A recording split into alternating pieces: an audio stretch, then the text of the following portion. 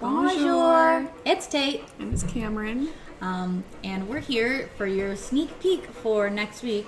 It's the week 5 of the summer program. Man, we're like halfway through now. So, Kameryn, if you would bring the junior bag up for us. Here's this junior bag. So, what you'll find in your junior bag is 2 coloring pages. You're going to have this one of the Mona Lisa, and then this one of Napoleon Bonaparte. Then you'll have 1/4 cup of cornstarch, just in this big container. You'll have a mini canvas, a paintbrush,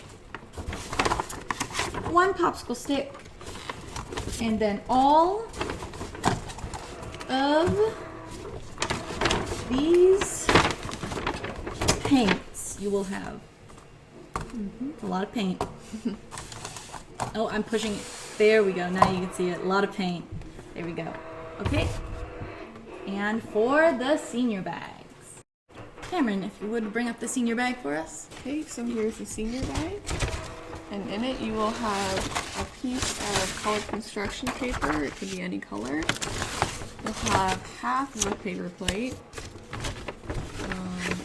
You will have about 15 pieces of raw spaghetti.